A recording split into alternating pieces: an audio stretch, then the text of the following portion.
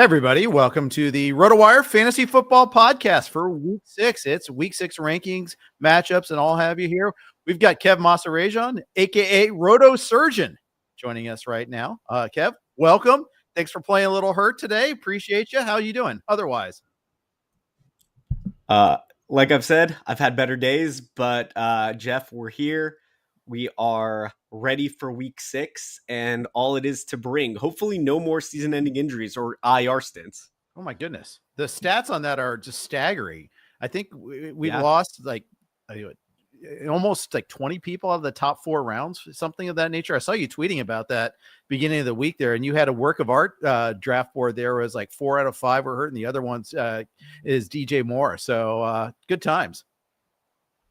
Oh, speaking of DJ Moore, I traded for him a week ago, and I thought I was a moron for doing that trade at the time, but now it's less bad. I traded Woody Marks for DJ Moore straight up. This was before last week. Sure. That is in principle, good trade though. I mean, it's one of those where you're getting training a guy at the peak of his powers for something that you would have drafted way earlier if we were redrafting. So even though, Marks might be great still eventually, but in principle, that's a great deal. Yeah, no, I'm not mad at it right now, but if he would have gone off last week, I think I really would have beat myself up over. I still believe in Moore. He's he's 1,100 yards every year. He's going to get there somehow. That offense looks pretty good at times. I don't think he's a dud. I think they were just, involving Romeo Doubs early. Still have a lot of talent. And, if they start doubling Odunze, hey, maybe more opens up. Right, exactly. And I just kind of am buying in on the Ben Johnson offense. I'm buying in on the development of Caleb Williams. I think it's a rising tide lifts all boats sort of situation there. It's not like Luther Burden's going to take away the playing time and targets from Moore. Odunze may be the new number 1 on that team, but there's plenty of room for 2. Definitely. I would love if Burden got more involved for my best ball shares, but it looks like that's going to be a slow burn for him, and I'm going to carry the burden for most of the season. So to speak indeed there. So are you buying in on the improvement of Caleb Williams? And is this something sustainable? Can we count on this going down the stretch here? Or was this just a Dallas breakout game and then a Raiders game where he recovered in the second half? The sack rate, I think he's halved it. Mm-hmm. That was the thing. That was the big thing. Yeah, it was 10.8% last year, 5.1% this year. That's sustainable to a degree. Yeah. Let's see if it even gets to 7%, maybe even 8%. As long as it's not double digits, as long as it's not egregious, I think there's a breakout for Caleb Williams. And especially as long as he takes care of those easy matchups. We weren't getting the gimmies from him last year. Whereas this year, if we're getting the gimmies, there's, the schedule's not crazy. He can give us some really good fantasy weeks going forward. And I love this week for him. Yeah, I do too. Monday night game against the Commanders. I have Williams in my top 10. I'm not going to start him over Jaden Daniels. I know someone that has that decision. I think I was just asked about that on a radio hit I did. And my response always is when the matchup makes the decision harder, go with the player that's retire. And it's not even Chicago scares me defensively either for Daniels. I think I would go Daniels, but the fact is that it was close, that I had to think about it, kind of tells you what Williams has done so far. I have Williams top 5 this week, but I still have Daniels 1 spot ahead. Okay. And I have it I have it pretty close there. I have it as Daniels at 8 and Williams at 9 respectively there. But top 10 is still top 10. There's both defenses, those are not great defenses. Washington's run defense is good. Their pass defense is really bad. Agreed. A lot of big plays. I remember that Raiders game stands out in particular, the Trey Tucker day, which happens once. It's like a lunar eclipse. It happens, very infrequently, but then it's spectacular when it does happen there. And let's talk quarterback. Go ahead. Trey Tucker, though, outperforming Jacoby Myers. Who saw that? Just Geno Smith falling apart this year. Who saw that, for that matter, too? Just the Raiders. I mean, I wonder what happens when they get a healthy Bowers back and they're fully functioning offense again. I think there'll be some interesting things happening because they're finally involved. They're involving Genty in the passing game too. Finally, after not doing so early on, I think the Raiders are going to be interesting down the stretch. But I think there's some short-term pain still coming. I was reading something about them potentially going to Kenny Pickett from I think it was Graziano on ESPN. Like Oh, if okay, that's this long term thing. continues, that's that's bad. But yeah. Yeah, and we're going to get into Flacco in a second here because I'm a Bengals guy and we got to talk about it. It's one of the narratives of the week, but it's pretty wild to me that the Browns have gotten draft pick capital from both Kenny Pickett and Joe Flacco this year. That's a mean trick. What was it? A fifth? Was that Fifth the for a deal? sixth, basically. Yeah. Yeah. I'm not sure what they I, got in the Pickett deal, but they got something there too that was of value, which, hey, huzzah, good for them. a win's a win, I guess. But Jesus Christ. Trading for Flacco, trading for Pickett. I just, you might just give someone else. Like, I'd rather trade for Shador and see if he has something. Yeah. It's not like he costs much. No, it doesn't. I know I was among the many clamoring for Jameis, but I don't think that's happening. And thing is, it's got to actually be a situation there where teams are willing to make that deal, what they're offering. It's not. Yeah, why not just trade for Jameis? Well, maybe that's not on the table. Maybe Kirk Cousins isn't on the table, and Cousins costs a bunch of billions more. Plus, we don't know if he's got anything left in the tank. I think I want one of those other guys too, but I don't know. We'll see what happens there. Flacco was the deal that was available. I'm not happy about it, but I think it's probably got to be incrementally better than Browning. So we'll see. Let's just rip that Band-Aid off. Let's talk about it now. Let's say I teased it enough. Let's just talk about it there. They've named Flacco the starter this week ahead of Browning against the Packers. They get 4.5 days basically to ramp up. I don't really see it ending well, but do you have would you start him in a super flex league even? No. I mean, they're going to have to throw because the Packers are going to pour on the points. Yep. So if you can hope for a Browning-like day against the Lions, where Browning ended up having he almost outscored Josh Allen last week. Yep. So, I mean, sure. Okay. If you are in a league where, God, yeah, sure. Superflex, sure. Whatever, actually. But my God, not only do they have the Packers on a short week, they have the Steelers. I'm not a short week for Flacco. And then they have the Steelers on Thursday Night Football. It's such a roller coaster not even roller coaster, just downward spiral. Yeah. But anything's better. I do think it helps the wide receivers. Yeah. And yet I agree with that. Especially it helps Higgins, who I think had no more than 3 targets with Browning there this year. 2 years ago, he was a little bit more productive. The other thing too is the division's still gettable. I mean, the Ravens are in the season from hell mode right now. So there's that aspect that they're 1-4, probably going to be 1-5 after this week. Then they get their bye. We'll see what happens after that. But even though Lamar comes back, it doesn't mean their defense is coming back. It just there's real shades of 2024 Bengals in this Ravens team. I didn't see this defense just falling apart like it did. And just to have one injury start that daisy chain in terms of their pass rush there, I never saw that coming. Yeah, the post-bye schedule until week 15 is hilariously bad. Mm-hmm. So the reason they're still favored is they're getting so many gimmies. And sorry, two of those gimmies are the Bengals twice with Flacco. I think with a healthy Lamar, the team is offensively, they're almost at full strength, basically, when Stanley's back and Lamar's back, obviously, post-bye. But I would still very much so favor the Ravens. I mean, the Steelers, I guess, I'm kind of waiting for the wheels to fall off there. Yeah, who isn't? Losing Jalen Ramsey for a little bit, Calvin Austin for a little bit. They're the team that can't afford any injuries. Right. That's right. And Rodgers has been better than I expected. I thought it'd be an abject disaster. It hasn't been that yet. So we'll see. We'll see what happens with that. But I'd take Flacco ahead of his former teammate Dylan Gabriel this week. I take him ahead of Cooper Rush, but that's really about it. I mean, you could make a case against Rodgers or Rattler or Cam Ward, I suppose, but there's not too many quarterbacks I wouldn't start over Flacco in this, the short turnaround this week or even next week.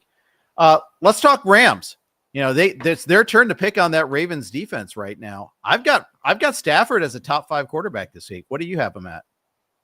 I have him a little lower. I have him in the top 15, but the thing is they're not really gonna, the Ravens don't put any pressure on the opposing offense. Right. The Rams are probably going to run it a good bit. Like, if Cooper Rush starts again, how many points realistically are the Ravens going to put up? Even if Tyler Huntley starts, let's say, it's going to be like Stafford could get benched in the fourth quarter for all we know. And they could just go to Jimmy G and they'll be like, yeah, let's. I just, is there, like, obviously Stroud had a great game, but that was kind of a get right game for their offense. They've been slacking. The Rams offense hasn't been struggling at all. So that's true. That's true. I could see Stafford having a solid game, a good game. You should start him if you have him, unless you have like a really good option. But I don't think he's going to do what Stroud did last week because the Rams don't really need him to. Yeah, I guess so. I guess that's fair. I also think, though, that like the Rams defense isn't as strong as the Texans defense. So maybe Rush and company can keep this closer for a while there. Maybe. I mean, it's a straw to grasp at, I suppose. The Rams. Like if you think Cooper Rush can score some points, definitely Stafford's a top 5 option. Yeah, that's kind of what my mentality was as far as that goes. Let's talk about one other quarterback. Actually, it's gonna be a pair of quarterbacks, 2 Justins, Fields and Herbert. Tough setup there for both. In terms of Fields, it's the matchup against the Broncos and just the utter lack of receivers that are on this team. And then Herbert, obviously it's the offensive line. You like the matchup against Miami, but they have nobody there to block for him anymore. Yeah, luckily Miami doesn't have much of a defense to really do anything with that. Yep. And I don't expect Miami's offense to be able to move the ball that well, so they should get plenty of opportunities. I think when you're like, as long as Ladd's waking up, and he looked much better last week, still not really explosive, but good enough. I think the Chargers offense, like I have Herbert as a top 5 option, like, or a top 6 option or so this week. Like he's the RB1 now. Like they're gonna have to have him run. Yeah, that's true. Yeah. So the fantasy points should be there. Haskins or Vidal for you, by the way. Vidal, but like gun to my head kind of situation. Okay. Gotcha. Like not that, like, because I do think he's better than Haskins. That isn't the point. It's, do they even bother using the running backs in goal line situations? Like, is this one of those 60-40 splits where no one wins? That's kind of the thing. Yeah, I can see that. Here's my thinking is, too, it's like, if they're ever going to run the ball well, it's going to be in this Miami matchup where Rico Dowdle just went for over 200 yards. Well, all they did was just, okay, run right every time. Run right. It works. Oh, it worked again. Hey, it worked again. Go figure. Miami is just so bad. A poorly constructed team. They have 3 pass rushers, and that's it in terms of difference makers on this defense. Maybe Minka still qualifies. I'm dubious of that even, but they've got Chubb, they've got Phillips, and I like Chop Robinson when he's healthy, but I don't think Robinson's any good against the run, but he is a good pass rusher at least. Yeah, no, Miami, what is it? They can't stop a leak or whatever. It's just so bad. Like, you start anyone against Miami, you're going to get points. So, hey, go trade for all those Buccaneers that get them week 17. There you go. What about Justin Fields against the Broncos in London? You got to pray the Broncos put up points because Justin Fields isn't doing anything for you like quarters 1 to 3. But if the Broncos do pour it on, and this Jets defense is bad, if the Broncos can put up 24 to 28 points and the Jets are down 2-3 scores in the fourth, those legs are going to come unlocked. The shackles are off, and Fields is going to get you. He's going to get you his 20 points or so. But yeah, that's basically the situation you need with Fields. It's so bad in the first half, especially. Yep, 100% agree. He's a garbage time king. I do appreciate his commitment to finishing the drill, at least. Garrett Wilson, especially. Garrett Wilson cares about your fantasy team. Do you see how he struggled to get into the end zone on that touchdown against the Cowboys late? That was beautiful. He wants it, and he got paid, so good for him to keep trying. So you're not going to bench Garrett Wilson even with the Surtain matchup, and even Fields. Like, I still have him as a top 12 guy. Like, it's he runs so much, and the defense is so bad that the points are going to come. So yeah, unless you have like Stafford, Fields is a conversation, but that's really where like floor upside kind of comes into play. Yep. But definitely. Yeah, I agree. And unfortunately, Stafford doesn't give you any rushing yards whatsoever. But he had a sad scramble a couple weeks ago, and I think it was the Eagles game where he just got run down by a defensive tackle and trying to get a 2-yard scramble. Just couldn't happen there. It was pretty bad.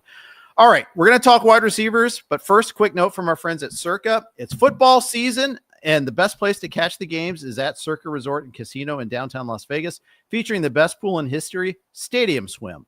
Stadium Swim has 3 levels, 6 pools, and 143-foot diagonal screen. Easy for me to say. Whether it's Thursday, Saturday, Sunday, or Monday, Stadium Swim is America's favorite place to watch football. No matter the size of your group, Stadium Swim is the place for you. From owner suites to cabanas, daybeds to stadium booths, there are seating choices for everyone. And the best part, Stadium Swim is open 365 days a year. With temperature-controlled pools, it's a great place to catch the games all season long. Stadium Swim, located at Circa Resort and Casino in downtown Las Vegas. Book today at circalasvegas.com. Jeff Erickson here with Kev Mahserejian, a.k.a. RotoSurgeon. You know him well if you've been watching this podcast for years. He's always here with me, and I always love that. Kev, let's talk running backs. We got a lot of different interesting situations here. I want to talk, first of all, a little bit about Saquon Barkley and the 6 carries last week coming out in like early series there. Noteworthy that like Nance and Rome were like, hey, Barkley's still out of here. Eagles can't get any balance in their offense right now. What are you doing with them in ranking wise? Are you moving him down considerably? I have him as my RB1 overall this week. Wow. I don't know. Am I crazy? That would be a no. That would be anytime you see Saquon at New York Giants, I can't not. I just think because of the narrative factor, and like I think last week there was also that other narrative factor of like Jalen Hurts isn't going to throw, so they kind of forced the issue. I mean, he has no injury designation coming into the game. I don't think this knee injury is anything too serious. They're passing to him a ton actually this year, which they weren't last year. I'd be shocked if he doesn't end up in the end zone like at least twice tomorrow. Yeah. He has had those huge revenge games. It's just he also had those huge games against the Rams last year and then wasn't able to replicate that. I don't know. I think something's off right now. I think the line's a little off. I think the play calling is a little off. This is their 4th offensive coordinator in 4 years. I think it just takes some time. I think they'll be fine eventually. But to be fair, I've got them at 3. So I expect a big game too. I'm definitely going to. Here's the thing. Sorry. Jackson Dart, as good as he's looked at times the past few starts, with no wide receiver 1 facing this Eagles defense, even though the defense isn't as good, and like no real wide receiver, it's just like Slayton's out too. I don't think they're going to sustain drives. So the Eagles are going to have like a million plays to run tomorrow. I agree. I think that it's going to be really tough for Dart out there. You saw that he can't throw deep. Like we saw like the flea flicker play to Slayton where he's wide open. The play call was great. The throw just hung out there just like as a pop fly and it got run down. I just don't think he can throw deep downfield. And I think the Eagles are just going to tighten that up on him. And it's going to be really ugly. I think it's going to be his worst game. I think, it's not really going on a limb to say that a game against the Eagles is going to be his worst game because it's a great defense, but I think you're right. I think this is not going to be pretty. Wan'Dale Robinson is about to have the grossest 12 catch game of all time. Yeah. Yep. That's right. It's going to be like 12 for 47 or something like that. I was thinking 12 for 50. I was going high. Yes, exactly. Okay. Let's talk a little bit about Bill. Ja'Cory Krosky-Merritt is the genie out of the bottle. He finally got work in on early series in the game. They didn't wait till later on. He performed great. Chris Rodriguez didn't do much at all. They didn't really turn to Jerry McNichols at all. Do we see a big game out of Krosky-Merritt, especially against a Bears run defense that is pretty pliable? Yeah, no, I'm going to have to capitulate on Bill Krosky-Merritt. He looks fantastic. The juice is undeniable. I still doubt him as a receiving back, he's not a real natural route runner or anything. Good in pass pro, so that credit to him there. But yeah, he's basically a must start option against the Bears this week. Anybody is almost a must start against the Bears run defense, but yeah, you have to start him, especially just playing next to Daniels, playing behind that offensive line. You have all the room to operate. Like he was running wild on like out off tackles, Yeah. and it just makes the Laramie Tunsil trade that much funnier. Like you look at the Texans, you're like they need Laramie Tunsil, and it's like they just gave him away. Yeah, absolutely. But it cured the locker room apparently. So there's I that. guess. But the amazing thing about the Texans is, okay, we'll go get Cam Robinson to replace him. Oh wait, Cam Robinson stinks. Let's just give him away now too. We'll trade him to the Browns because the Browns need another tackle. So they're like on their third choice already at left tackle. They have 4 new starters among 5. We saw this coming in that the Texans offensive line was going to be a disaster. We thought maybe it won't be as much of a disaster as last year. No, it's worse. It's definitely worse, except for when you play the Ravens, apparently. But that's another story for another day. We'll see what happens after the bye week there for the Texans. All right, those were easy questions. How about TreVeyon Henderson? This is a tough one. There's no Antonio Gibson anymore, but it's still Ramondre getting more carries than Henderson. Last week, Henderson was better slightly on a per carry basis, but Stevenson got the goal line carries. Doesn't seem to matter that Stevenson fumbles every single week. I think the Gibson injury does open way to actually planning throughout the week to get Henderson the ball. Planning plays for him, making the offense not surrounded or like for him. It's not like that's what they're going to do. They still have Ramondre, and they paid him. They're paying him $9 million yearly. This is probably his last year getting paid that much. They're probably going to cut him. But yeah, I think the monetary factor for Ramondre keeps him on the field. But yeah, Henderson will get more scripted plays. Remember the Ramondre 60-yard touchdown, like in week 1 or 2, I forgot. That was supposed to be for Henderson, except Henderson, I think, messed up on a block or something, so he got out. I think it's going to be more Henderson focused. Yeah, that was the case there where earlier in the game, he got a holding penalty going one-on-one against Bradley Chubb, which, okay, first of all, what are you doing making sure a running back is going one-on-one against Bradley Chubb with a head of steam? I'm not really sure that's a fair matchup there. Got called for a hold, and it wasn't even that egregious of a hold. And that got him out of the game. Vrabel's like, oh, can't have that. I get the idea that Henderson's going to be one of those guys. Do you remember Nick Chubb's rookie year with Cleveland, where it took like 8, 9, 10 games for him to really get involved? He had one big run against the Raiders. And then the next week, you're like, okay, he's going to launch. And it was back to the same old thing. It took him till the end of the season. I kind of feel like that's Henderson this year. Different type of runner, but that same sort of like rookie hazing. Yeah, no, it's so weird when teams do this, but they do it nonetheless. And yeah, Chubb, it took 7 weeks. 6 weeks of production was there, but his snaps were low. We're not even getting what Henderson's playing like 30 to 40% of the snaps. He's just not really getting touches, which is so odd. He had it in bunches, but he's still getting the snaps, but not the touches. It's very odd. Chubb wasn't getting anything in that time besides like 2 to 3 carries. But yeah, so the runway does definitely open up with the Gibson injury. And I do think if you have him, you start him with Henderson because Saints defense isn't great. The run defense is okay compared to recent years, but Henderson's involved as a receiver. And this game, I don't know what to make of the Saints. They look okay enough that they could put some points. So yeah, I mean, I'd fire him up. I think I have him over Ramondre this week. Because those fumbles, they have to add up at a certain point. I keep thinking that. And then I see the results afterwards that it didn't even in game. It didn't even happen. Like he misses one series. I've got a 25 and 31 respectively Ramondre over Henderson, but it could open up. I get that there. I have Michael Carter at 26. He announced to the world that the Cardinals had named him the starter when we found out about Trey Benson. And sure enough, Carter was the starter last week against Tennessee. Do you buy into this? Is he going to be continuing to get that share of the workload over DeMarcado and company getting on the road against the Colts this week? I mean, Carter's not a bad running back. He's not a good running back. He exists. Whereas DeMarcado doesn't seem trusted as a runner, and maybe they feel bad for him and they give him more touches after Gannon beat him up on the sideline or whatever. That was ridiculous, first off. But I mean, it seems like it's going to be Carter until it's not. He wasn't exactly super efficient, but he was good enough, especially early in the game. Yeah, I mean, if you have Carter, again, like Henderson, I think I'd just be starting him on this idea of like, momentum building towards them. Yeah. I think you're right about that. By the way, I feel like the Cardinals are exactly the type of team that's going to play well this week after being the subject of national scorn from last week there with the bonkers loss to Tennessee and the so many different ways that they could have won that game and didn't.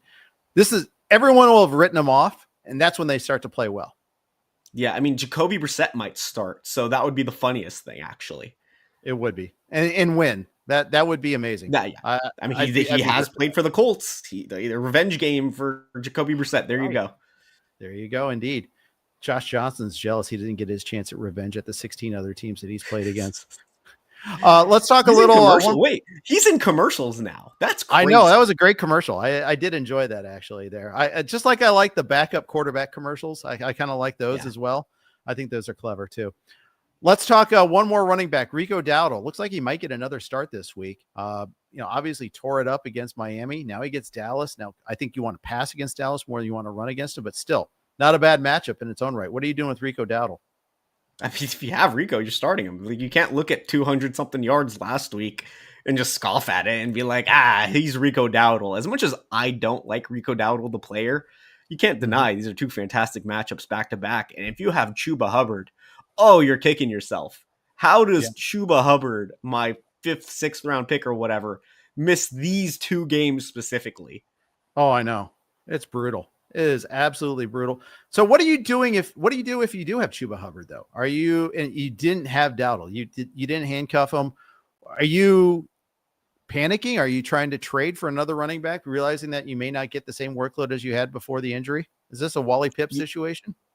I don't think it's a Wally Pipp because Dowdle didn't exactly look that good while he was the backup to Chuba. This is just, he's only really succeeding because he's had the Miami matchup. He's probably going to succeed because he has this Dallas revenge game, bad defense matchup, but they are decent against the run, but not that good. I think if you have Chuba, you hold on to him because you're not going to get anything for him after these few weeks. But yes, absolutely try to have an escape plan. Trade XYZ wide receiver, tight end, backup quarterback who's a solid starter for another running back. I don't know who. Maybe TreVeyon Henderson before he breaks out. Maybe, I don't know. Like there's multiple options out there that you could try to get, but I would definitely not be comfortable with Chuba when he returns, at least for those first few weeks. Yeah, exactly. So I think it's definitely a timeshare at best going forward there. I think the genie is out of the bottle indeed. All right, we're going to talk wide receivers, but first, quick note from our friends at Chalkboard. Cash in on your NFL picks this season with Chalkboard. Simply choose more or less on your favorite stats to win up to 5,000 times your money. For a limited time only, new players get $20 free with no deposit required. Yes, you heard that right. $20 free just on sign up. See why over 1 million fans have already locked in with Chalkboard to turn their sports knowledge into cold, hard cash. Whether you're locking in the perfect slip with alternate lines, using the cash out feature to take your money and run, or hammering the daily promos, today is your chance to win up to $40,000 on a single entry.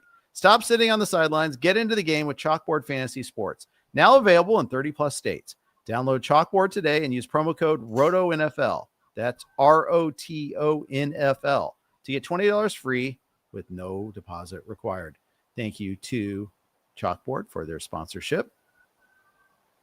Let's talk wide receivers. And got a lot of them to talk about. I'm here with Kev Mahserejian again at RotoSurgeon. Check him out on Twitter. Check out all of his work at the various places. Kev, you're still at Fox Sports, Fancy Pros, RotoBaller. Anywhere else I'm forgetting? But replace RotoBaller with Razball. But yeah, you got most of them. Sorry. It's all good. Yeah, Razball. Shout out Gray Albright. We're doing some good work there on the NFL side. So put out a piece every week, kind of switching it up. Just kind of. The weekly pieces do get a little, not to say monotonous, but I like adding I like looking at a different angle every week. I've been doing rookies for a little bit, in-season buy, sells, et cetera, rather than, just doing a waiver wire piece weekly. So it's been fun. Nice. That's awesome. And good stuff. We love the folks at Razball. So good stuff there indeed. Let's talk wide receivers. I got a number of guys I want to talk about. Romeo Doubs. when we last saw him, had his career game, 3 touchdowns in that 40-40 tie against the Cowboys. Now he gets a choice matchup against the Bengals. How high are you on him? Here's the thing. Again, we don't know what the volume is going to look like against this Bengals team. Like, it could just be a big Josh Jacobs game. Yep. Romeo Doubs is definitely in start territory, especially after the last few games he's had. But I don't think the ceiling's as high, especially like as the Cowboys game, or like it's just Love's going to throw 25 times maybe. Yeah. So those 6-7 targets, am I too excited about? Probably not. Yeah, that and Christian Watson could be back too. That's the thing. I don't think Christian Watson's going to make that much of an impact anytime soon. No, yeah, probably not. I've seen twice where Flynn is, it's not Flynn. I always do that. Yeah. LaFleur has extolled the virtues of Watson. I've seen quotes on Twitter, and maybe probably the same quote. Maybe that's it, but I've seen it a couple of times, and it gets me a little annoyed that, I've got a nice thing in Doubs. Let's Doubs and Kraft. Let's keep it narrow here, folks. Let's not spread out that tree any wider there. But unfortunately, I don't think that's going to be the case. So we'll see what happens there. What about the Chiefs wide receivers? What are you doing with them? How are you ranking them? We see Thornton with 3 big plays, but only those plays. Worthy made a pretty big impact twice now. What are you doing with these Chiefs receivers? I still have Worthy as wide receiver 1. He's still getting the targets. Obviously this matchup, they're going to have to throw a lot because that Lions run defense is fantastic, but their pass defense, not great. Terrion Arnold dealing with a shoulder injury. Not that he's been playing that well, but like the fact that they're starting him and now they're going to have to go to a backup, not ideal. You're firing up Worthy. You're firing up Hollywood Brown. Tyquan, I'm not in love with Tyquan Thornton because you are relying on low volume, big plays there. Yeah, sure. If you're in a pinch, start him, but I would still lean towards Hollywood and Worthy, with Worthy being the one.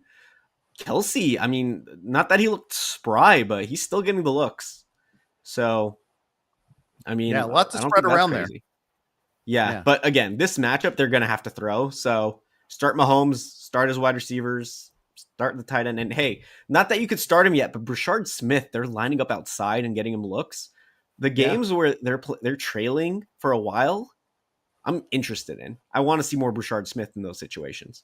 Yeah. Chiefs put up like 460 yards of offense in that Monday night game too. This is 2 games in a row where they put up a lot of offense. I'm not saying they're back yet in terms of being the Chiefs that we know, but they're getting closer towards that. They're creeping in the right direction, at least earlier than in the season than they did in previous years too. So this matchup against Detroit with the weakened secondary, it should be a shootout. Should be a fun game. Yeah. We'll see. Yeah. So I'm excited. But Rashee Rice is back in 2 weeks. So all those peripheral players are kind of moot. Yeah. This is just kind of a 1 week take because it's going to be the Rice Worthy for as long as Worthy's healthy show with Kelsey as well. So indeed. That Tyquan Thornton, Hollywood, anything else show is pretty much gone. It's fun while it lasted, but then move on to the next thing. Kendrick Bourne might not last too much longer, but he might be good this week. Had a huge game on that Thursday night game when no Jennings, no Pearsall. We might not have those guys this week. We'll see about that. Do you trust Bourne enough to start him this week? It sounds like Ricky Pearsall's out and Juwan Jennings didn't practice today. Fire him up. I might have him as a top 25 option this week. Because got that one right now, but it's close. He looked like a mix of Brandon Ayuk and Deebo Samuel out there against the Rams. Yeah, he did. He really did. And the Rams were like, they kept going to Bourne, and it's like the Rams were shocked that they kept doing it. It's like I was so disappointed in the Rams. I felt like the Rams came in thinking this is going to be a walkover. They saw the injury report and didn't, just looked at those names instead of like realizing that, Shanahan can dial up these plays and, is one of the premier play callers. We kind of forget that sometimes. All the talk about McVay, some of the, Ben Johnson, all these other elite play callers that you forget. Shanahan's the OG of this. Yeah, it's his tree, I believe. I mean, well, the tree of his dad's tree and et cetera, et cetera. Yep. But I look at that game. It was a short week, so I want to forgive the Rams, but I can't because how the hell do you not let Stafford make a play on 4th down? That's neither here nor there. But like, did their defense like not realize the other wide receivers, Demarcus Robinson, like force them to get the ball to him? Yeah. I get it. Kendrick Bourne, he's a little older, or like he hasn't really been good in like 4 or 5 years, but God, like you're watching him fry you for like a full half, and you let him keep doing it. Yeah. And meanwhile, Demarcus Robinson, he was your teammate the year before. I mean, he has like 2 routes that he can run. That's about it. So yeah, that was crazy. Him, McCaffrey, and Tonjes, who makes me want to go to AM/PM every time I see his name there and all that. Yes, yes, California reference there. Those were, it was it every time, and they were just stunned. I tell you, it was crazy. So yeah, I know we're kind of going off on tangents. I don't know. Tonjes is like a must start too if Kittle's out. Like that's crazy. I agree. I think I have a 12. Not to say must start. Sorry. There's like 10 tight ends that are like relevant now somehow, like Theo Johnson and Mason Taylor, but like he's in start territory. Excuse me. We're in the year of our Lord 2025, and Darren Waller is a start now. It's amazing. Dude, and Brock Bowers, George Kittle, TJ Hawkinson, et cetera, are useless, basically. Crazy. Just crazy. It's amazing. AJ Barner's gonna start probably too, as Uncle Ted points out. Yeah, it's all of a sudden, and like for like 3 weeks it was dead, and then all of a sudden, we got four tight ends we could pick up and start, and we're immediately productive. It's kind of crazy.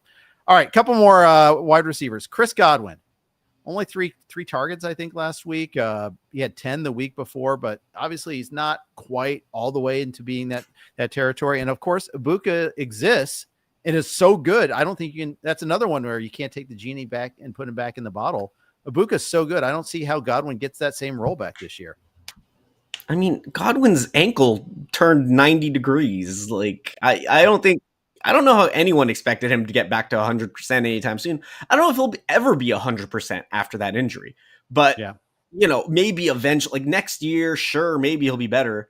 Maybe the end of this season. But he's a bench until you see it on the field.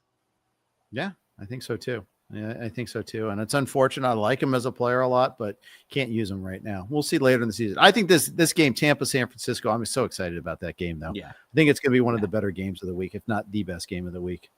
And hey, Cade Otton's looking a little better while Mike Evans is out. We know like last year, Otton was like that guy with Evans and Godwin out. He looked sprier last week, so maybe he's that second option this week. Aside from the White, technically Rachaad White is going to be the wide receiver too, but that's neither here nor there. Dude, I'm so glad you brought up Otton because, doing the rewatch of that Seattle Tampa Bay game, and Otton made like 3 great plays. The best one was a 3rd and 13. He catches it 3 yards behind the line of 3 yards past the line of scrimmage, makes someone miss an open field to get the first down on that. And it was all like Otton in the open field, like missing tackles. It was crazy. Baker had another perfect dime to him in another situation there early in the game. Yeah, he made some huge catches in that game. So I'm glad you mentioned him. Yeah. Let's talk. Go ahead. Sorry. Go ahead. No. I was just going to say, I'm still waiting on the volume for him, but yeah, he does look better. Yeah, he does. He really does. And remember, he was hurt at the start of the coming out of training camp too. So for him to produce like that is pretty good. Let's talk other tight ends, but first, quick note from MegaSports Progressive. Elevate your game with the ultimate sports contest, MegaSports Progressive. Dive into a world of excitement with 3 progressive jackpots and a chance to win big every week and every month. We're rewarding 1,500 lucky winners, distributing over $50,000 in monthly prizes. All you do is answer 15 daily sports props, add up your correct responses for the week's cash prizes, and tally the totals for a huge monthly cash rewards. MegaSports Pro makes it fun and easy to join. This is a thrilling opportunity to be part of our growing community of sports enthusiasts. Sign up today and unlock a chance to win big every day, every week, and every month. Sign up is free, no commitments, no credit cards. Your first 9 days of play are free. Visit megasportspro.com today. Here with Kev Mahserejian, a.k.a. Roto Surgeon. Let's talk a couple other tight ends here before we get out of here. A couple guys that caught my eye. Are we getting what we expected out of Kyle Pitts after all this time? Is he really becoming like, are we actualizing Kyle Pitts now? What are you doing with him in your rankings? I'm cautiously optimistic, but I need to see more. Mm-hmm. The Mooney injury is definitely helping, but he looks good. So I want to believe the Bills are a tough matchup. Luckily, they're going to have to throw. So yeah, like if you have him, start him. But then I look at like Theo Johnson. I look at Mason Taylor. I look at these guys, AJ Barner, like you mentioned. I'm like, they're going to get their targets too, and they've been looking good. I don't know. I just don't know how to feel about him. He's not like must start territory yet. He's still just like I want to believe. Yeah, I hear you. I'm the same way. And in fact, there's only like 3 or 4 tight ends, maybe 5 that are must starts for me. McBride, Warren, Kittle when healthy, Bowers when healthy, but neither are healthy right now. Ferguson, I'd say Kraft, Laporta, maybe even Kincaid. Okay, so there's more than I thought, actually, guys.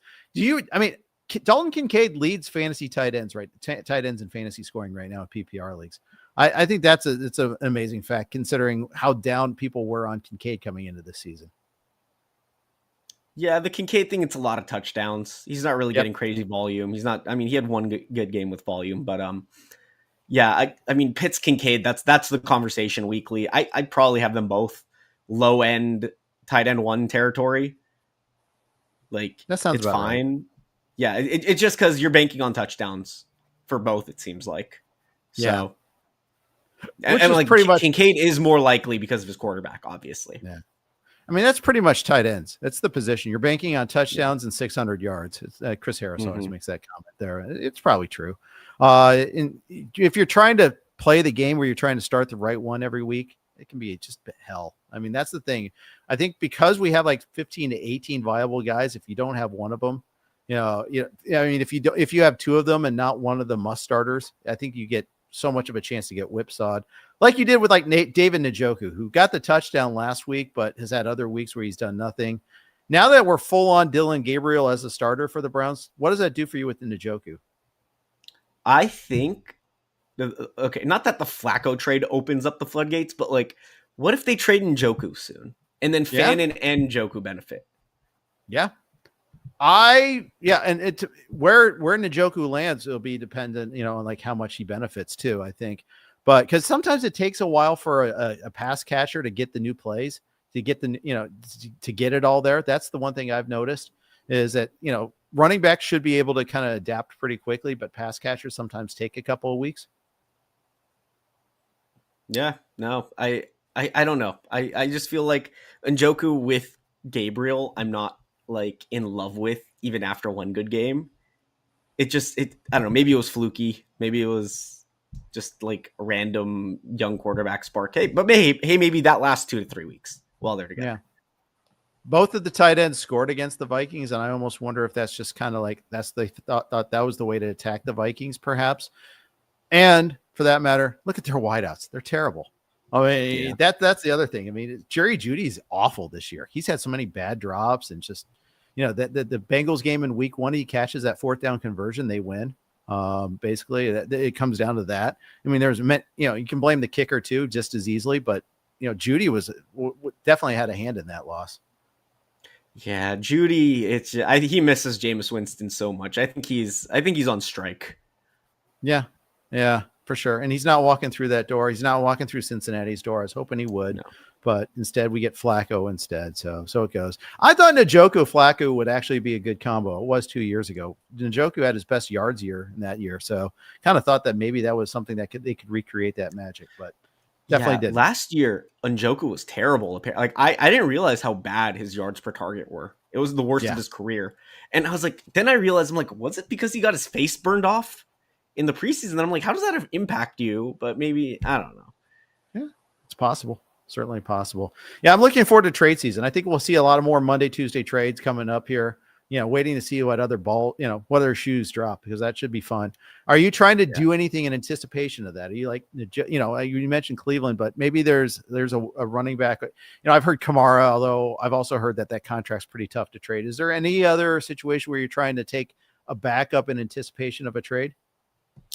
I mean, Isaiah Davis should absolutely be rostered in most leagues, especially if you have Breece Hall. I tweeted about this earlier. Like, that is a full-on workhorse. It seems if Breece Hall is dealt, and they're 0-5, they could be 0-6 after this Denver. They should be 0-6, even though I do think those those European games can get a little weird, I'd still expect the Broncos to win. So that Breece Hall trade, he's in his final year of his contract. Alvin Kamara, he got hurt today in practice, which is very odd. Wednesday walkthrough practice. Yeah, definitely. And Kendrick Miller was already starting to take over some playing time for him anyhow. Kendrick Miller had like a 40% snap share last week. So something to watch for there. Definitely Miller should be rostered. And it was funny because last week I looked and he was still like a third roster, but then there's 4 teams on bye. So I kind of figured he probably got snapped up in most leagues, but definitely give it a check. Yeah, it's weird, but yeah, we'll see what happens there. I don't know, like who else is really, I guess we were talking about Njoku. Mark Andrews apparently is on the trade block, allegedly. I'd like to see him moved. I mentioned Jacksonville with Brenton Strange's injury. Same thing for Njoku if he gets dealt. I'd love to see Jacksonville add an impact tight end like that. Because I mean, Trevor looks solid. Like he's making his occasional boneheaded mistake, but on the whole, Trevor looks solid. Yeah, I think I think that's the apt description for him there. He's kind of an agent of chaos. He's a rich man's Kyler. Is the way I look at it. Sometimes he'll make a great, and then sometimes he makes those, oh, what are you doing plays? Taking the delay a game late in that 2-minute drill. I was dumbfounded at that. How do you do that? And they were showing the clock like right in his periphery. And it's just like, this isn't exactly hidden. Yeah, exactly. By the way, Buck and Aikman, they've really grown on me. Aikman, I used to not like as a broadcaster. I think he's great now. And he was all over that. He's like, it's right there. And, as a quarterback, he knows too. I think he's been great. It was beautiful. Great breakdown. Exactly. All right, Kev, good stuff. Thank you for jumping on, playing sick. Really appreciate it. Tell everybody again where they can find your stuff. Yeah, go check it out over at Razzball. That's where most of my work goes now. Fantasy Pros for my rankings, Patreon for all of my rankings, breakdowns, weekly waiver reviews, and 24/7 access to me, as you guys all desire, of course. Yes. But besides that, go Dodgers. Big day. Let's get the sweep. If not, please, tomorrow. I don't want to have to sweat a game 5. Big day for the boys here. All right, let's go. All right, that's it. That's going to wrap it up for today. Thanks, everybody, for tuning in. We got John and Mario tomorrow. Thanks for watching the RotoWire podcast /live stream.